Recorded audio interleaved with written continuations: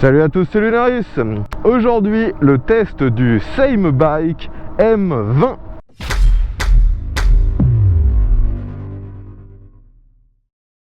Les amis, aujourd'hui, le test d'un véhicule qui se prétend être un vélo à assistance électrique, mais vous voyez bien que déjà, ne serait-ce que par son esthétique, on est assez loin de ce qu'on peut considérer comme un vélo. Donc il s'agit d'une machine, d'un véhicule, je ne sais pas trop quel est le terme pour ce genre de deux roues, un cyclomoteur, si on veut être plus, à mon avis, conforme à la législation, électrique de la marque Samebike, modèle M20. C'est bien sûr un modèle chinois, comme quasiment tous les petits deux roues de ce genre. Et là déjà, vous voyez que je me fais un peu peur. Parce que vous allez comprendre très rapidement que ce truc, il a quand même pas mal de patates. Donc, bien que ce soit vendu comme étant un vélo à assistance électrique, très clairement, moi, je considère qu'il s'agit d'un cyclomoteur, voire carrément d'une petite moto. C'est pour ça que, contrairement à mon habitude, j'ai changé mon protocole de test. Là, j'ai enfilé mes affaires de moto, mon casque, et on va avoir un test beaucoup plus routier. Donc, premièrement, au niveau des caractéristiques, vous voyez que ce vélo cyclomoteur est vraiment énorme et ça n'a pas du tout l'aspect d'un vélo, je le répète. Déjà au niveau de la selle, celle-ci est collée au cadre comme sur une moto et elle n'est bien sûr pas réglable en hauteur. Ce qui rend le pédalage très compliqué vu que bien sûr la selle n'étant pas réglable, la distance entre vos fesses et les pédales n'est pas variable. Donc la plupart du temps vous êtes dans une position extrêmement inconfortable si vous voulez réellement pédaler et mettre de la force. Donc vous l'aurez compris, ce véhicule s'utilise quasi exclusivement avec le moteur électrique qui est dans la roue arrière. D'ailleurs, ce moteur développe 1000 watts en crête. Je ne connais pas sa puissance nominale, la marque ne communique pas là-dessus. Et c'est une machine qui est donnée pour une vitesse maximale à 50 km/h. Mais il faut savoir que pour atteindre cette vitesse, il faut impérativement le débrider. Lorsque je l'ai reçu, il était bridé et il montait à environ 30 km/h. Après, l'électronique bridait les performances. Maintenant, le vélo peut monter jusqu'à environ 50, vous verrez ça tout à l'heure. Mais pareil, on sent qu'il y a encore une bride. Lorsqu'on arrive à 50, il y a encore un peu d'accélération et d'un seul coup, arrivé à cette limite, ça s'arrête. C'est assez surprenant, alors que pourtant dans les réglages, j'ai monté pour qu'il puisse monter bien au-delà des 50. Mais il doit y avoir encore une autre bride quelque part, il ne dépassera pas les 50. Et c'est presque tant mieux, je dirais, pour ce genre de machine. Ensuite, la caractéristique qui pour moi l'éloigne vraiment de ce qu'on peut appeler un vélo, c'est son poids. Il est donné sur la fiche technique pour 58 kg et c'est juste énorme. C'est presque le double des autres vélos à assistance électrique que je teste habituellement. C'est juste super lourd. Alors je ne sais pas si le poids annoncé est celui du poids du carton, donc avec tous les accessoires, le chargeur, ou si c'est vraiment le poids du vélo seul. Je n'ai pas le moyen de le peser, mais je peux vous assurer qu'il est quand même plus lourd qu'un vélo à assistance électrique normal. Donc, sur ce petit vélo, comme je vous l'ai dit, la position n'est pas réglable. Moi je mesure 1m70 et la position est quand même agréable car parce que on a, vous voyez, un grand guidon type un peu BMX, il remonte énormément. On peut régler un petit peu si vous voulez qu'il soit plus vers l'avant ou l'arrière, ça c'est faisable. Moi je l'ai mis pile dans le prolongement de la suspension et je suis bien sur la machine. Après la selle, vous voyez qu'elle est très plate. Elle est relativement fine et elle est surtout extrêmement dure. Là je roule depuis à peine 4-5 km et j'ai déjà mal aux fesses. Cette selle est très longue, donc on pourrait supposer un éventuel passager sur cette machine, mais en fait non, il n'y a pas de repose-pied pour un passager, donc c'est une grande selle mais ça reste monoplace. Le plus souvent sur ce type de véhicule, vous voyez que l'accélérateur c'est une gâchette Et personnellement, je préférerais vraiment que ce soit un accélérateur comme sur un vrai cyclomoteur, comme sur une vraie moto. Je suis pas fan d'être obligé d'appuyer avec le pouce en permanence. Et moi, ce qui me perturbe sur une machine comme ça, qui est utilisable quasi exclusivement avec le moteur, c'est l'absence d'accessoires et d'informations de sécurité. J'utilise pas forcément les bons termes, ce qui me manque c'est tout simplement de quoi vérifier ce qui se passe autour de moi. Vous voyez qu'il n'y a pas de rétroviseur, c'est quand même assez pénible, je suis obligé de me retourner, heureusement c'est assez facile à faire, on est très droit. Et l'autre chose qui moi me pénalise énormément, c'est l'absence de clignotant. Sur ce petit véhicule, vous avez un phare LED à l'avant, vous avez aussi un feu LED qui fait aussi feu stop à l'arrière, il est d'ailleurs mis juste au-dessus d'un support de plaque, ce qui prouve bien que sur certaines législations, c'est un véhicule qui doit être homologué. Et par contre vous n'avez pas de clignotant et ça c'est vraiment dommage. J'ai déjà testé d'autres vélos plus classiques qui eux étaient équipés de clignotants d'origine. Bon, maintenant que nous sommes en dehors de la ville, je vais tout simplement essayer de vérifier les performances de ce moteur. Depuis tout à l'heure j'utilise le vélo uniquement en électrique, mais je suis sur des modes de puissance assez faibles. Comme sur beaucoup de vélos à assistance électrique, on a 5 modes d'assistance, on pourrait même dire 6 si on compte le mode désactivé comme un mode d'assistance. Et en mode 1, en mode 2, on arrive à plafonner entre 25 et 30. Le vélo se comporte bien, il n'est pas trop brutal, ça le fait bien. Mais si vous êtes en mode 3, 4 ou 5, vous allez voir que c'est plus du tout la même ambiance, il devient beaucoup plus brutal et forcément la vitesse max augmente énormément. Donc ici, je passe en mode 5, j'accélère à fond, je ne pédale toujours pas, hein. De toute façon je pense que vous ne me verrez qu'assez peu pédaler sur ce test. Et on prend de la vitesse, on arrive maintenant à 40. Je vais être obligé de ralentir tout à l'heure parce que là on arrive sur un dos d'âne. Maintenant je suis à 45. Allez, je ralentis. Donc sur ce vélo, les freins sont plutôt bons. On a des freins à disque à l'avant, à l'arrière, à commande hydraulique.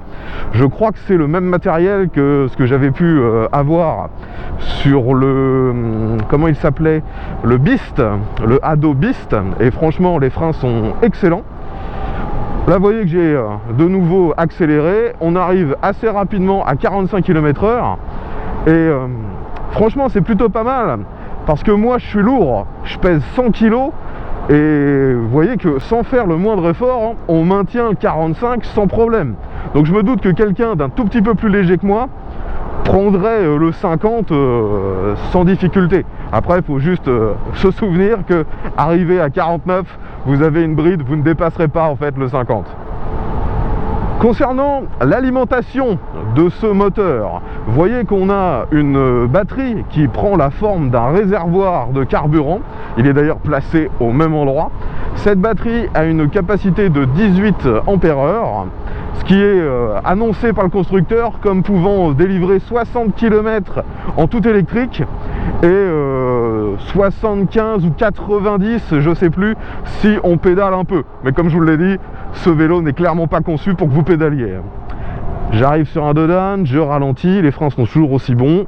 J'ai prise de d'âne à 30 et franchement les suspensions sur ce vélo sont excellentes, elles sont très fermes par contre, ça c'est très surprenant. Les suspensions d'ailleurs sont réglables aussi bien devant que derrière et à l'arrière c'est même une suspension relativement balèze. Allez, maintenant on arrive sur une côte, vous voyez donc que j'avais perdu toute ma vitesse. Maintenant je pédale pas, je suis en mode 5 et je reprends très péniblement de la vitesse. Après c'est juste un moteur 1000 watts en crête, hein, donc faut pas s'attendre non plus à des performances de moto, hein, mais on prend quand même un peu de vitesse. On monte à environ 25, je vais essayer de pédaler pour l'aider un petit peu. Alors comme je vous l'ai dit, c'est pas forcément très agréable parce que j'ai pas la bonne hauteur de selle. En final je suis assis trop bas par rapport à la hauteur des pédales, mais ça me permet néanmoins, vous voyez, de soulager un peu le moteur et de continuer de prendre de la vitesse. Là je suis toujours en côte, j'arrive bientôt à 35. C'est vraiment efficace. Parce qu'ici c'est une côte vraiment raide, hein, sans assistance électrique. C'est une côte que personnellement je ne monterai pas à plus de 5 ou 10 km/h. On arrive au pic de la côte, hein. J'arrive à maintenir toujours entre 25 et 30, ce qui est plutôt pas mal. Ce que j'aime bien sur ce véhicule, c'est le sentiment d'être vraiment sur une moto en fait. C'est plus lourd, c'est plus stable, les suspensions sont vraiment très fermes. J'ai jamais eu de vélo avec des suspensions aussi fermes que ça finalement. Et moi personnellement, ça me rassure. Je me sens bien sur cette machine. Maintenant on est en descente, je vais accélérer un petit peu. La route est assez défoncée et franchement, les suspensions de nouveau fonctionnent très bien. Et vous voyez que arrivé à 50, le moteur en fait il s'est arrêté. Maintenant c'est uniquement la gravité qui me fait continuer de prendre de la vitesse, mais l'accélérateur est toujours bridé à 50, même une fois que vous l'avez débridé. Après, comme sur la plupart des vélos assistance électrique, on a bien sûr un dérailleur, mais sur cette machine, franchement, les vitesses, vous ne les changerez quasiment jamais. C'est un dérailleur de chez Shimano, référence tournée TZ. De nouveau, c'est très similaire à ce qu'on peut avoir sur les vélos concurrents, sauf que sur celui-ci, ça sert vraiment pas à grand chose, hein. Il faut l'avouer. Là, de nouveau, je suis en agglomération, toujours en mode 5, on est de nouveau en pente. Et vous voyez que là, sur du bitume, ça grimpe 30, 31, ça grimpe un peu moins qu'en forêt. Donc, maintenir le 30 km/h en côte n'est pas une difficulté avec ce vélo. Et avec mes 100 kg dessus, ce qui est quand même pas mal. D'ailleurs, le poids de ce vélo et le diamètre de son châssis fait qu'il a une charge acceptable bien plus grande que sur les autres vélos que j'ai pu tester habituellement. D'habitude c'est entre 100 et 150 kg. Là il est donné pour jusqu'à 180 kg de charge, ce qui est assez exceptionnel, il faut l'avouer. Allez, on va faire demi-tour les amis, donc vous voyez bien sûr que c'est un vélo, donc ça braque extrêmement bien. On reprend cette petite côte. Ce qui me manque vraiment le plus, c'est l'absence des clignotants. On a un petit klaxon par contre. Je sais pas si vous l'entendez bien, mais c'est un bruit très électronique, comme souvent sur ce type de machine.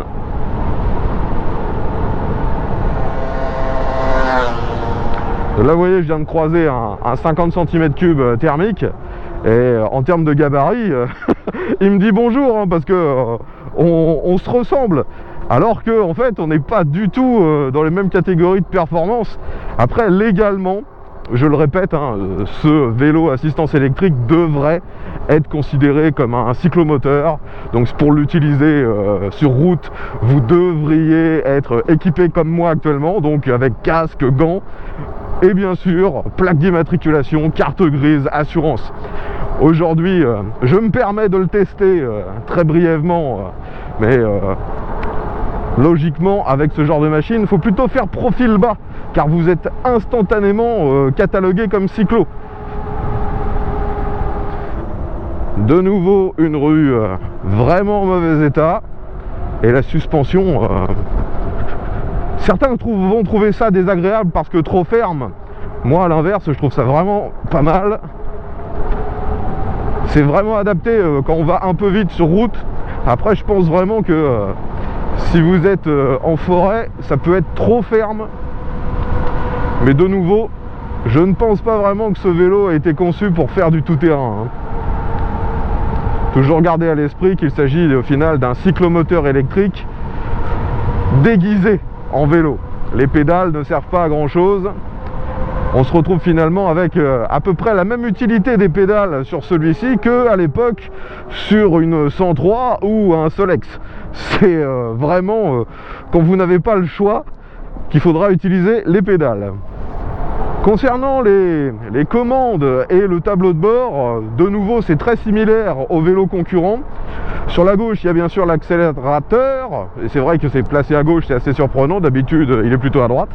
On a aussi le bouton pour changer les modes, pour allumer le phare et démarrer ou éteindre le vélo. Sur la droite on retrouve les boutons qui servent à changer de rapport avec le dérailleur, et comme je vous l'ai dit, ce sera très peu utile vu que vous ne pédalerez vraiment qu'exceptionnellement, genre lorsque vous n'aurez plus de batterie. Le compteur au milieu est en position horizontale, vous avez la vitesse, le mode sélectionné, un tout petit indicateur pour votre énergie dans la batterie, et ensuite vous avez l'odomètre.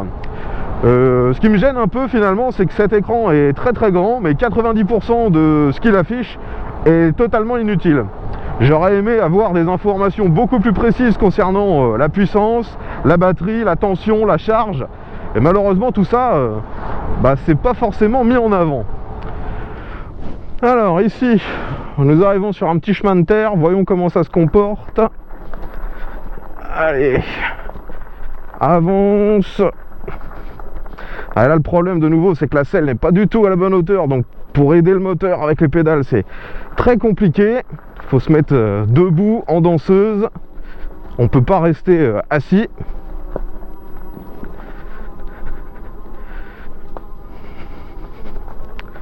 Bon, sinon dans ce chemin, les suspensions sont finalement plutôt pas mal, hein. C'est vraiment ce que j'aime bien sur ce vélo, mais ça finit par manquer de puissance, hein. Là on a mes grosses fesses, donc 100 kg plus les 60 kg du vélo. C'est pas facile pour 1000 watts. Après je vous dis 1000 watts, mais en fonction des différents sites, les puissances affichées ne sont pas les mêmes. De mémoire sur le site officiel c'est annoncé 1000 watts et d'autres annoncent 1200. Donc allez savoir quelle est sa puissance réelle. C'est toujours aussi un peu problématique avec tout ce qui est chinois d'avoir les véritables informations. Après, un problème qui n'est quasiment pas perceptible lorsque vous êtes à vouloir rouler à assez haute vitesse, c'est qu'il y a une espèce d'inertie, un délai entre le moment où vous accélérez et l'accélération. C'est-à-dire que là par exemple, si j'essaie de redonner un petit coup d'accélérateur, vous voyez ça part, je lâche, et il y a une petite demi-seconde où ça continue d'accélérer alors qu'on a déjà lâché. Et parfois, dans certaines situations, ça peut amener à être déstabilisé, voire même à être désarçonné, car il a énormément de patates ce vélo. Et mon frère en a fait les frais hein, lors des premières utilisations. Si vous n'êtes pas cramponné à celui-ci, le truc il peut vraiment partir en roue d'un seul coup. C'est assez surprenant.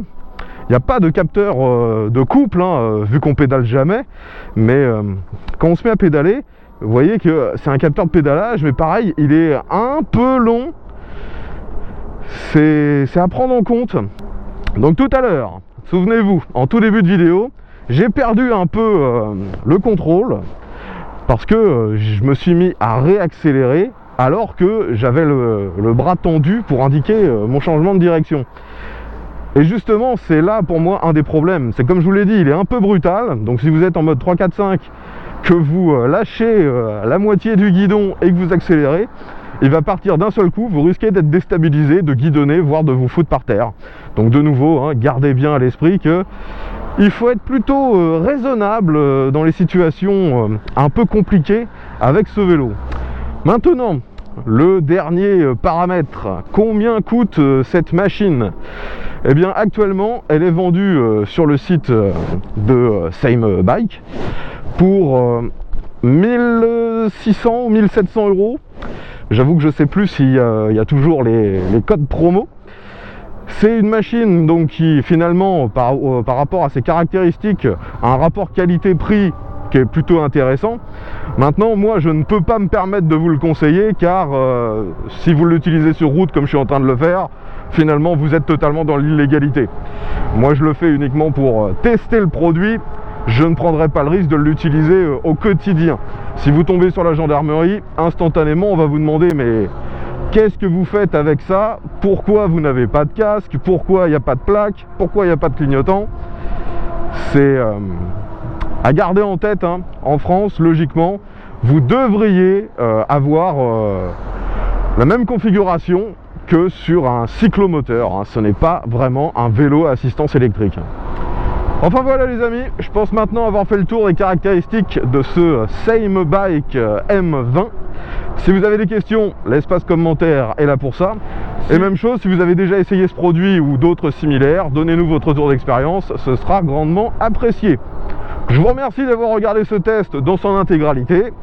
S'il vous a plu, je vous invite à mettre un petit pouce vers le haut, à partager celui-ci sur les différents réseaux sociaux et je vous invite également à vous abonner vu qu'il y aura très bientôt d'autres tests de véhicules similaires. Allez, à bientôt et bien à tous.